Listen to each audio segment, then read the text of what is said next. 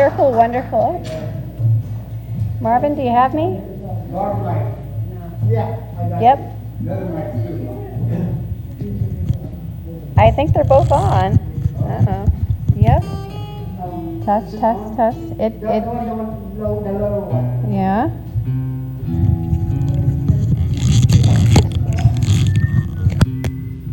Yep, they're both up. They're both on. I don't know why you're not coming through. Because they're both on, Marvin. Both That's on. okay. Yeah. No, this is. There you go. Yep, they're both Yeah. on.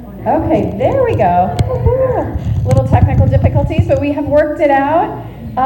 Thank you for that beautiful music to bring us in this morning. It is so great to see everybody's beautiful smiling faces. Wherever you have tuned in from, whether you are here in the center or you are online this morning, please allow me to simply say, welcome home. We're so glad you're here. And here at Eureka CSL, we like to start every service off in a very special way, and that is with our opening affirmation. Marvin, can you go ahead and put that up on the slide for us here? There we are.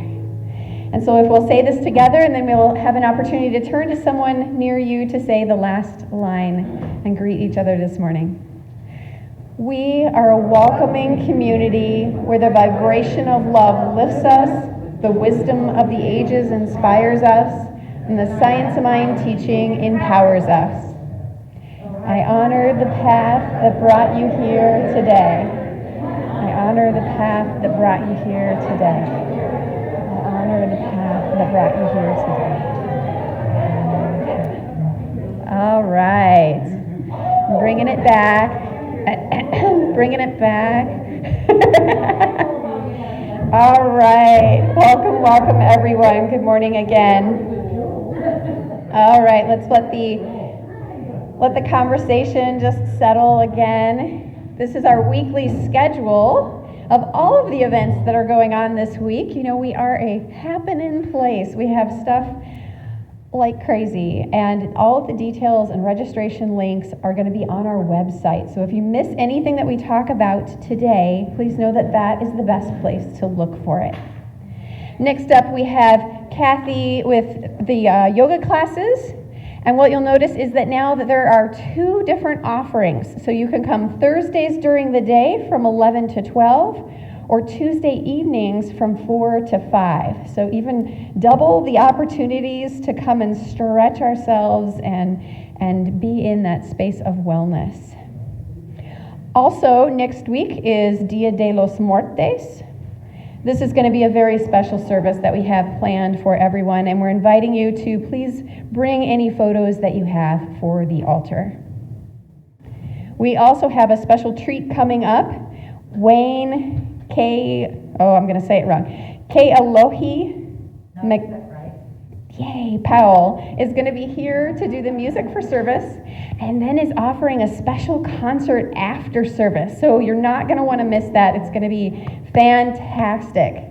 And Max, I know you also have something that you wanted to share about the highway cleanup. Do you want to come on up and yeah, so everybody can hear you. Come on up.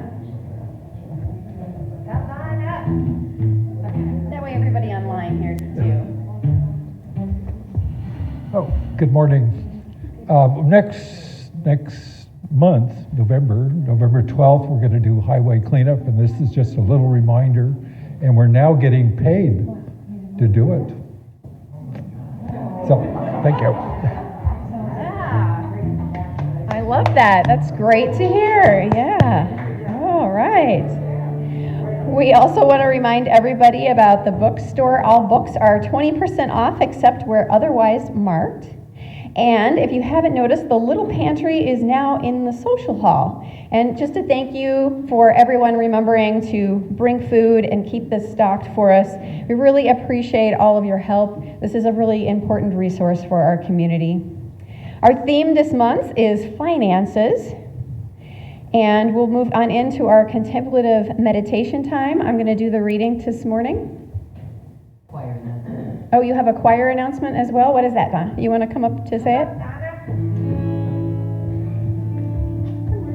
Thank you. I sent an email out yesterday announcing that the Community Sing is back, and it's scheduled for November 16th. I forgot your email, but you're inviting. invited. Very soon, today after service, if the musicians and singers would please meet very briefly. I've been in contact with the Sing people and have some details. I'd like to have the whole ECSL band this year playing for our song.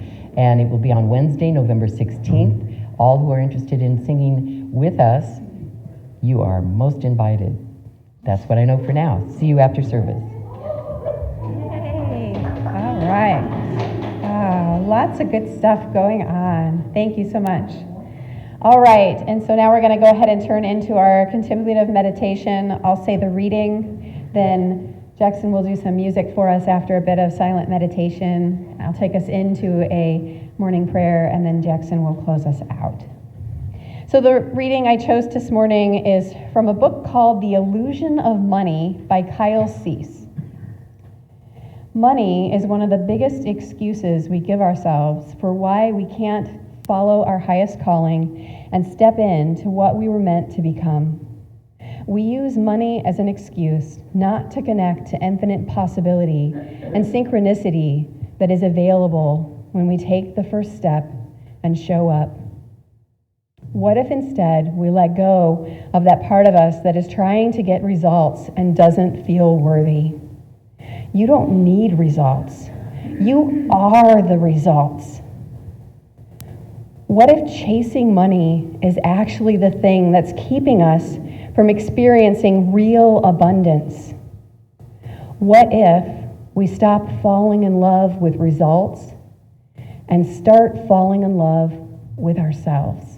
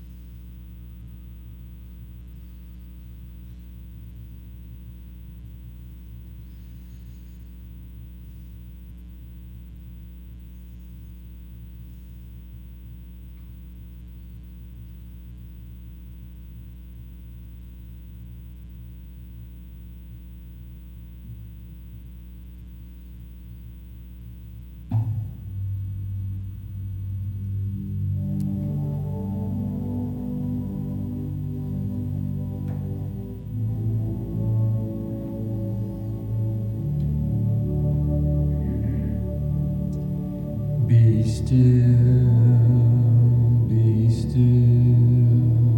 in quiet and in peace. We know the joy and wonder of release in the place within. All troubles disappear in this secret place. There is no doubt or fear. Be still and know that faith has made us whole. Renewed are we in spirit and in soul.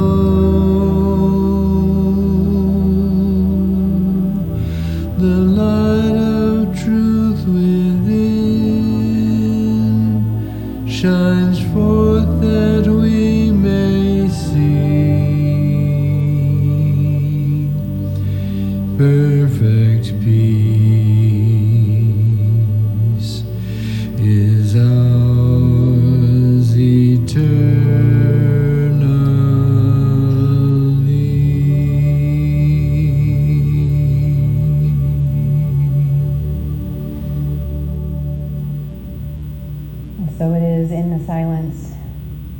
that we take a collective breath together as we turn within to that place where we know that we know that we know that there is only one presence, one power.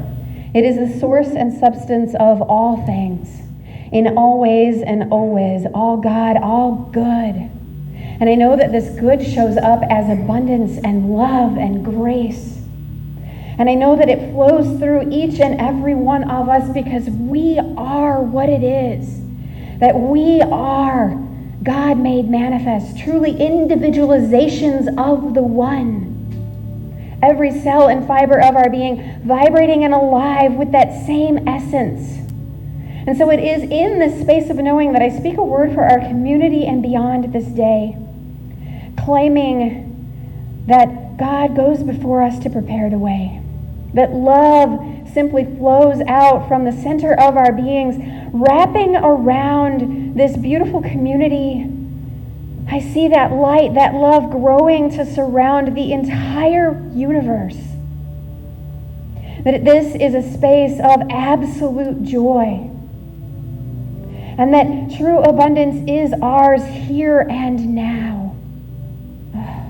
How good it is to know these truths, to claim them this day. And so it is in a heart that is overflowing with gratitude that I simply cast them forth into the law. I let these words go and I let them be, knowing that sweet Spirit has already said, yes, my beloved ones, yes. And we know this together by affirming together, and so it is.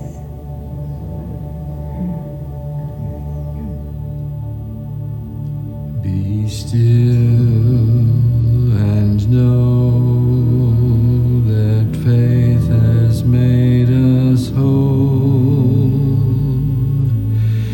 Renewed are we in spirit and in soul.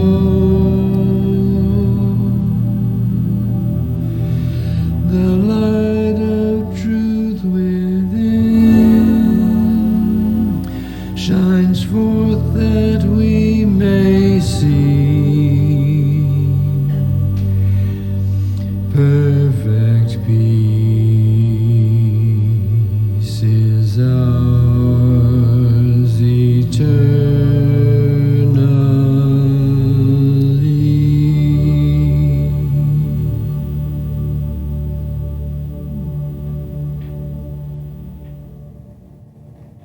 And so it is. And now it is my great pleasure to welcome to the platform Reverend Angelica.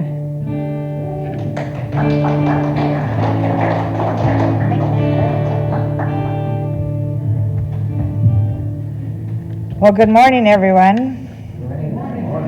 That was a great song, Jackson. I don't remember hearing that before. I'm sure you've sung it.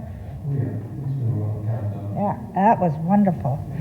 The whole beginning to this morning has been wonderful. I do have some sad news for people that remember Layla Schneider. She died on October 12th. I got an email from her husband yesterday telling us that. I did put a card back on the table there if you'd like to write a little note to Ralph, her husband. So remember that as you're going out today. But let's just take a moment, just a little moment, and just think about Layla, her love of plants, her beauty, her grace. And we know that this next journey that she's on is an amazing one. And she's gone with love. And love will always surround her because love never dies. And we know this for Ralph as well. Love never dies. And so it is. Well, I listened to when Karen was doing her creative thought, or her contemplative reading this morning. I thought, oh, there's my talk. I don't have to get up and do mine. So my talk this morning is called Freely Give and Freely Receive. And one of the things that I know is that most of the trauma or drama that we have around financial issues is from in here. It might be stuff that we've learned as children. It might be things that we've bought into as we've been growing up. It might be because of previous experiences. We might have had a bad experience with money and therefore don't have such a good experience looking into the future. What comes to me is I worked for a company for 14 years before I became interested in the ministry, and I had a retirement account, etc. And then I kept feeding this retirement account, and in 2008 it disappeared. So I've thought to myself, as I get these emails and letters in the mail about, oh, invest in this, invest in that, put your money here, put your money there, and it's like, I can't, what will happen? And then, of course, you hear about inflation and recession and, all these stories that come across on the news. And one of the things I want to remind you about the news, it's not really an honest reflection of reality.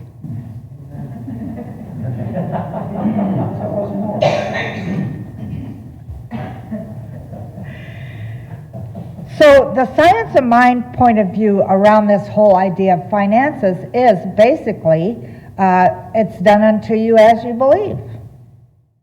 So as long as I have this frightening feeling every time I think about investing some money in something, then I'm going to experience something then to be even more frightened about.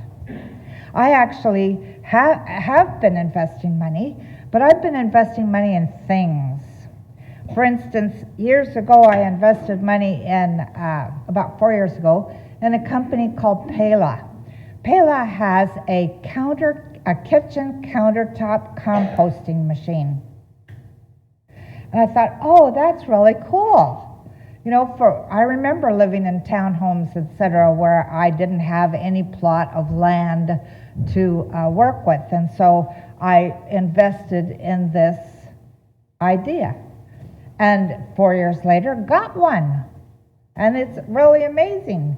I mean, I can put in a whole week's worth of vegetable matter and, things. This one even does some plastics and cardboards and all of that. You put it in this little container in this, it's not necessarily a kitchen counter equipment, so I have it somewhere else because I have a small counter.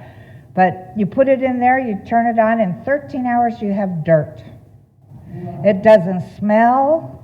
It's wonderful. They give you 3 options of what kind of dirt you want to get from this machine. So I always have it on the plant. Yeah, well, I use the one that's for plants, that makes you put it on your plants. But I thought, wow, now these kind of investments don't bother me. So I've invested in other things over the years. One of these days when we start having game nights again, I'll bring my electronic game board, which is, huge and has so many games on it. It's amazing. But so I believe in investing in ideas that people have. And some just catch me. And most of you know that I love technology, so those are basically the things that I invest in. So because it's done unto me as I believe, then these things always come out well. Dr. Holmes says, oh wait, I have a slide. Can I have a slide? Let's do this one first. Emma Curtis Hopkins, who I've been studying the last few weeks with Dr. Kathy Ann Lewis up in Seattle, along with quite a few other people. She says, Emma Curtis Hopkins says, the idea of the absence of good is plainly spoken enough. The idea of where the good must be and is, we're not talking about as a society. So in other words, we hear all the, oh my God, or ain't it awful type of things. We hear a lot of that, but we hear very little good. And if you go into your mind and you really pay attention, you'll probably find that you're following that pattern as well. That you are not thinking as much about good as you are about fear. And so we want to change that. That's what I believe the Science of Mind is about. It's not only having a deeper experience with the divine and remembering that the divine is this. This is the divine. This is the divine. These things are the divine. Everything is God. There's nothing but God here. Not only that, but our teaching is to take us from stinking thinking to more loving thinking about everything in our life, about our bodies, about our health, about how we create in this world, about relationships, and of course about our finances, which is what we're talking about.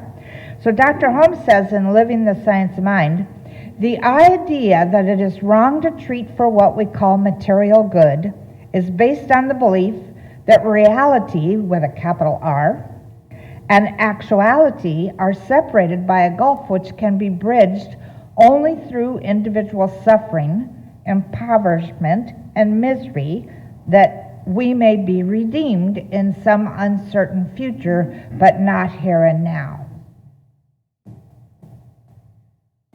So we think that spirit and us, or spirit and the way we live our life, is separate. And it's not. If you really stop and think about it for a minute, just think about anything right now. And then think about who's looking or listening to you thinking. There is that within you. You can go further back than that, but there is that within you that is living your life as you, that is way more powerful than we even know, than we could even imagine. So our beliefs create an experience of the life that we're living. And in fact, our life is always lived in this section of our teaching symbol. Whoops. Remember that this symbol means that the divine descends into form, which is the red, and it has to go through that middle section, which is where all our thoughts, our beliefs, our feelings, and everything reside. So clearing out the dysfunctional beliefs, clearing out untrue beliefs, etc., that's really important for us to do. So I thought that this morning we would look at a few myths around money. So first of all, we have a myth that spiritual teachers are poor. Somehow along the line, it wasn't holy to be prosperous. And yet I want to share with you some notes that I got in our Global Vision material.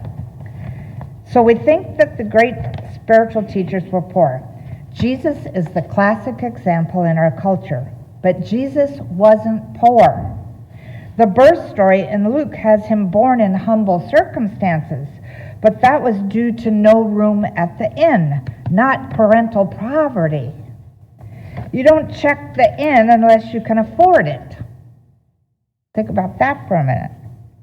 Matthew's birth story has him in the house in Bethlehem where Mary lived when the Magi brought their gifts, the first of which was gold.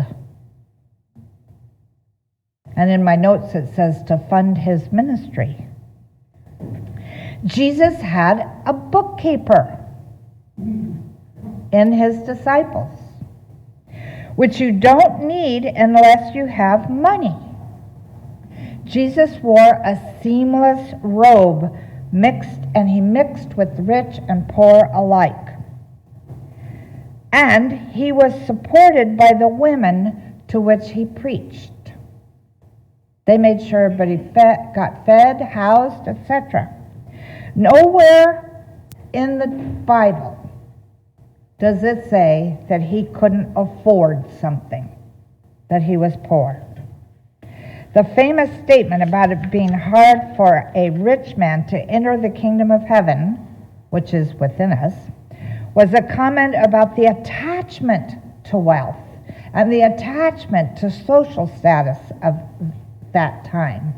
And of course, we see that a lot in this particular time as well. An attachment to wealth, regardless of how you got it, apparently, and attachment to social status.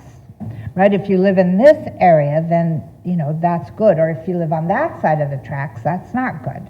Right? So, let's look at another religion. The Buddha was wealthy. His parents were wealthy. But he rejected both extreme wealth and extreme poverty for the middle way. Muhammad was a wealthy trader, and he married a rich widow. Lao Tzu and Chuang Tzu were both respected government officials with no indications of poverty whatsoever. Abraham, Jacob, Joseph, and Moses were all very well off. So it's time to let go of the idea that if you're going to be spiritual, you can't be rich.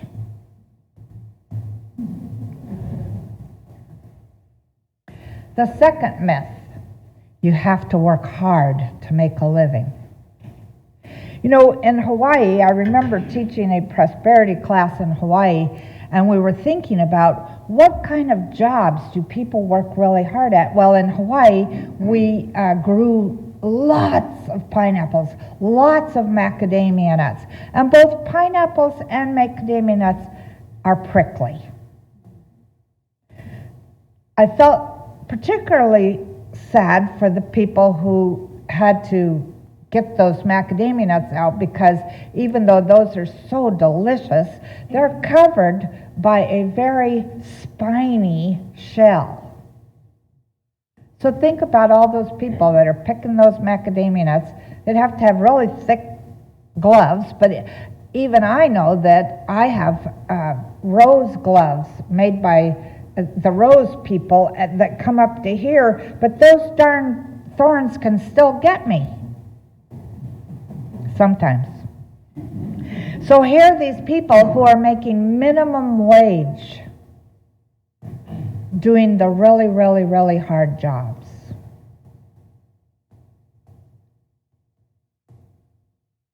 The people that are making a living, the kind of living that we think about when possibly we dream about what we would like to be making, are using their minds more than they're using their hands. So you don't really have to work hard to make a living.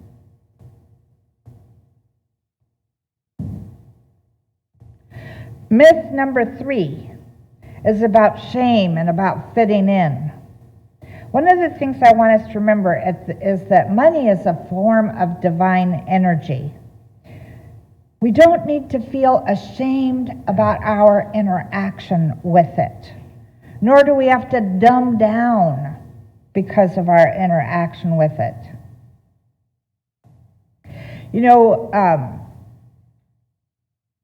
As we let go of these stories of the spiritual leaders that before we might have thought were poor, and we then turn the other way and we look at these spiritual leaders of megachurches that have private planes and things like that, there's a dichotomy there that we get stuck in. It's like, in some respects, it's like we feel like we're good people if we're poor, and that the people that are wealthy are not. In one of my prosperity classes, a young man came up to me, or shared with the class actually, after a guided visualization, that he had this memory of he and his mother had to always drive through this one area where there was all these beautiful homes in order to get to the grocery store and to do their errands. And he just loved this street because of the beautiful homes. And there was one in particular that he really liked, and he would tell his mother every time, I'm going to live in a house like that. And one day his mother says, don't, you'll never be happy.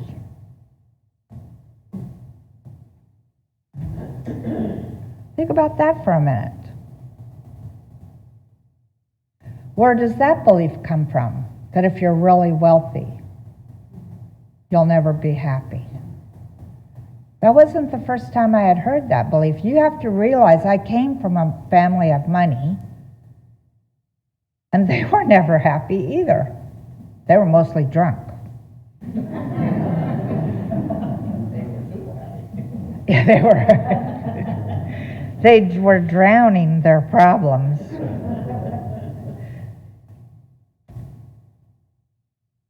So one of the things I want us to remember is this idea. Money, again, I'm going to tell you this. Money is a form of divine energy. Our wealth is not really our wealth. Though there's nothing that says that we can't have it. The truth is we get to play with it. If you were online last week when I was down in Eureka, I talked about playing with money. And at the end of what I was talking about was, really make it a game. When you're paying your bills, like for instance, when you're at the store and you're going to pay the clerk for your groceries, stop for a moment and think about you're giving this little bit of money to all these people down the line who brought those goods to you so that you could have them. Like my vegetables, right? Somebody had to grow those. Somebody had to plow the fields. Somebody had to pull the weeds. And I know they do a lot of this by machine now, but still there's work involved there to get that food into the grocery store so that I can buy it and steam it and enjoy it with my salmon or whatever I'm going to eat that night. So playing with money to me is or playing with this idea of wealth is being grateful for absolutely everything. For realizing that I don't have to work hard for a living. To realize that I don't have to be poor because I'm spiritual. To realize that there's nothing in me that has to pretend to be rich so that I'll fit in a certain group, or pretend that I'm humble so that I can fit into a different group.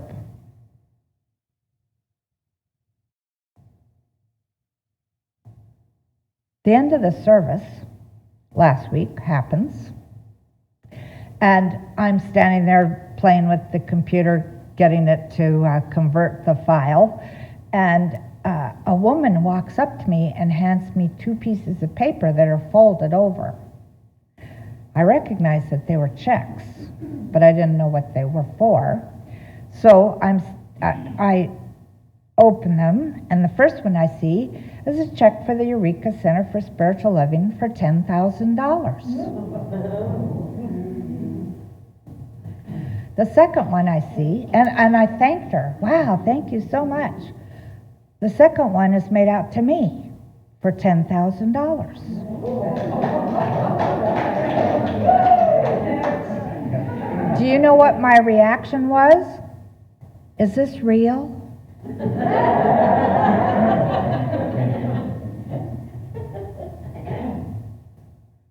And then, of course, I gave her a big hug and thanked her profusely a bunch of times before she left.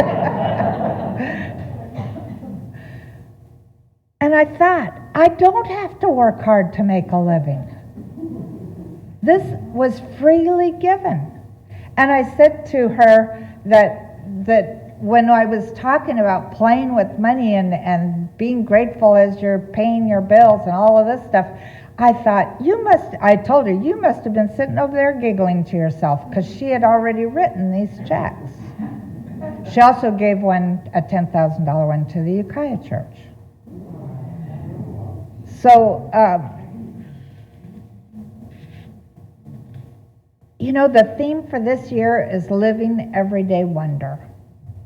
And I have really gotten into this idea of wonder. Not wonder like wondering, but wonder like a child. Oh wow, look at that, look at that, look at that, Wondering about life itself and wondering about all the blessings that life constantly gives us. Constantly. Some of these blessings we don't acknowledge because by now they're just, ordinaries. They're not special anymore. We only pay attention to the special blessings.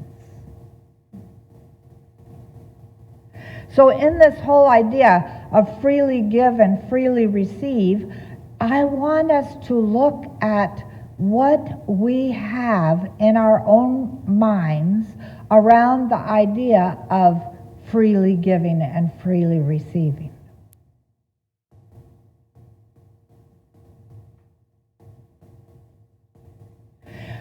This teaching helps us look at what we're believing and what's preventing us from having or doing. This teaching helps us remove the things that are in that middle layer that are not serving us. The myths about money. What are your personal myths about money? My parents were really wealthy. They also lived above their means even then. My dad didn't believe that you should pay your credit cards until you got your final due notice, because then they were just using your money if you paid it on the due date.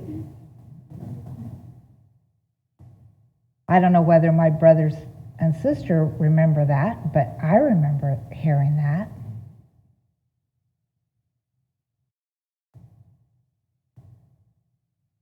So I got all kinds of, I did that too for a long time. I didn't pay until, the final notice, because then they couldn't use my money. I wanted to use my money. That's what I learned. Now it's so much fun that I get the bill on email or in the mail, and it's just, okay, let's pay it right that day. I don't even wait. Some I wait till the 15th. But so there was a myth I had learned about money. You don't pay it until the final notice.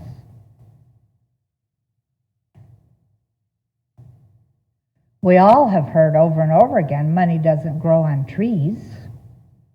What does that mean to you? They actually have a plant called a money plant.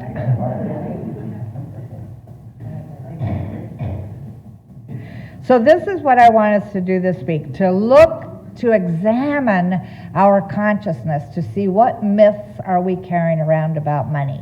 And then really look at it and see if that's real, if it's true. And then if it's not, change it. And how do you change a belief? Well, for me, the recognition that there's a problem is the first step in the change. I recognize, I've been believing this, and this is what's been manifesting. It's done unto me as I believed, so I got to change that belief. So then I go into, my mind goes into logic. How could I logically figure this out? And then finally I go, to heck with it. God, you fix it. And it usually does. I'll have an insight suddenly. That's what I should change it to. They say that on a computer, for instance, when you erase a file, it doesn't really get erased. And if somebody really wanted to find it and knew how, they could. Same things happens in your mind. When you think you've erased a file, it doesn't get erased until you replace it with something else. So pay attention this week. So let's see our affirmation. Let's say this together. I learn more from the whisper of intuition within me than from what the outer world so loudly proclaims. I accept this inner voice with gratitude, and with its loving guidance, I prosper. And so it is. And let's go into prayer.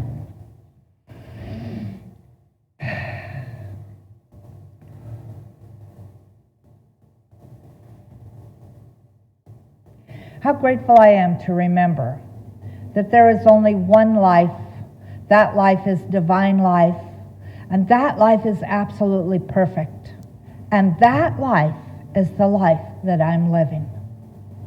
Yes, I might have piled other things on top of that life, beliefs and feelings and etc. But the truth of me is, and the truth of all of us is, we are absolutely perfect. We are individualized expressions of the one power, the one presence. There is only that one. Knowing this, I speak this word for each of us to take in as we wish. I know, speaking in the first person for all of us, I know that my beliefs about money, my negative beliefs about money, are now changing. I remember that the universe is a generous giver. And so I allow myself to be a generous receiver. And in turn, I am a generous giver. Freely I give, and freely I receive. There are no attachments anywhere. I see money as a tool, a wonderful tool that lets me have electricity in my house and pay the rent and drive my car and do all the things that I like to do. And if there's any beliefs that have any negative attachments to money, I now just let those go. Because money too is divine. There is not anything that we can experience with our senses and beyond that is not God. God is all there is. And I even see that on the American money, so many of it says, in God we trust. So that's what I let myself do now, is trust. Trust that I'm always provided for. Trust that I have more than enough. Trust that I can give out into the world and serve it well. I trust. And the whole universe raises up and applauds and says, finally.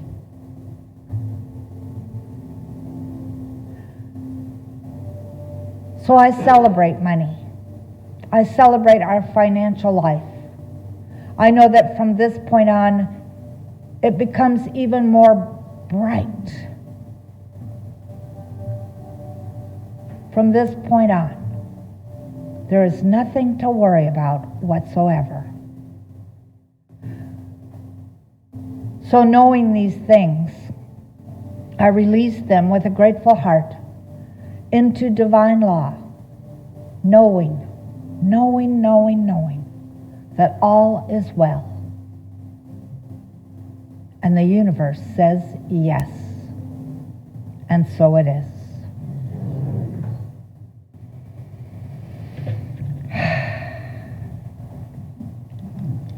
So, we have a gift of music this morning with Edward. Yay, Edward!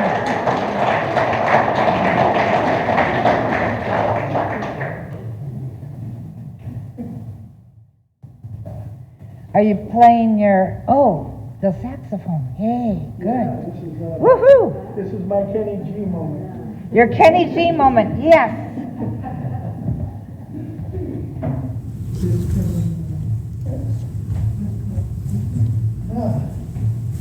Good morning to my family here and on Zoom. And good morning especially to my daughter and son-in-law who are here with my wife.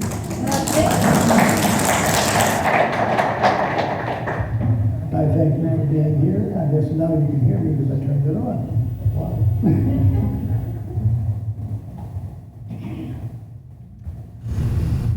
This is in keeping with our wonder theme, I guess.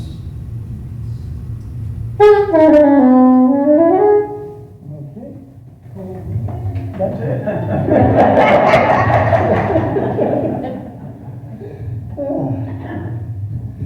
Starlight, star bright. Our Creator's thoughts change day to night, and nothing we see appears quite right. But the silver goddess sends forth her glow, changing shadowy figures back to things we know, and summoning forth with her feminine might, her subjects appear to rain down their light, changing shadowy substances to black and white. And we who watch this from afar, like kids with a hand in a candy jar, wish we had wings to take us far, where we could pin our dreams upon each star. But the darkness yields to the reddish hue that soon we know will change to blue. And I guess, like a child, we forget that when you wish upon your dreams do come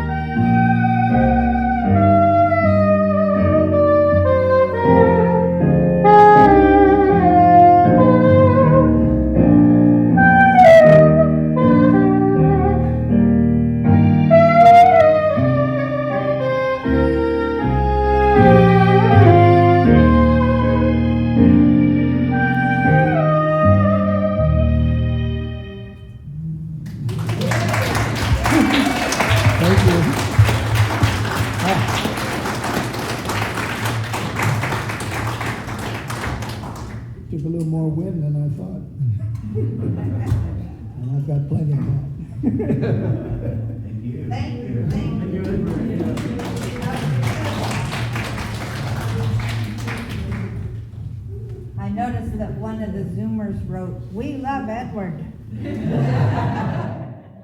Very good. Let's have our offering affirmation. So first of all, let's think about the offering that we'll be giving this morning. Allow yourself to imagine holding it to your heart or blessing it in some way. And let's say this together. I gratefully give from the fullness of my abundance, knowing my gift blesses this center, all in it and beyond, and so it is. And then the next slide is for the Zoomers or anyone that needs to know how to donate other than putting your money in the bowl. And I see that the bowls are coming around.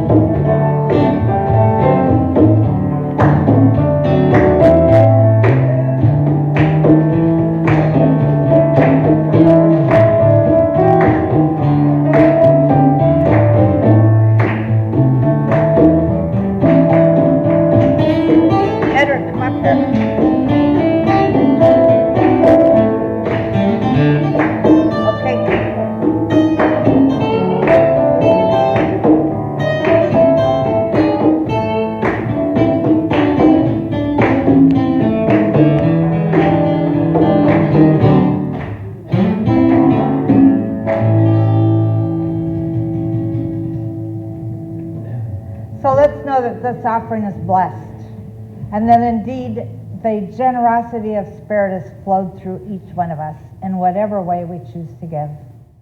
And so I know that the center is grateful, and as it goes back out into the community, that the community is grateful, and we know we are always abundantly supplied, and so it is.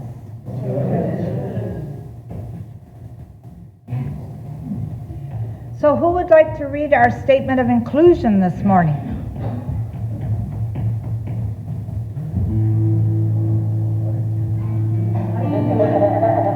Okay, Louise.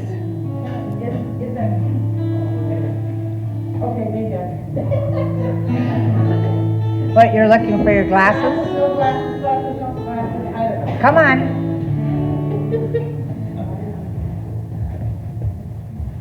Go for it. We, the Eureka and Ukiah Centers for Spiritual Living, are communities that celebrate diversity, foster inclusion, champion inner work, and create space for brave, vulnerable conversations. We are communities that honor the unique emanation of God that each person embodies and advocate with people for human rights and dignity for all. We are communities that bless each other, see sacredness in all life, remain learners and listeners so we may grow together, and understand that oneness is not sameness. We know our beloved community is revealed more fully when we love each other well. Yes, thank you very much.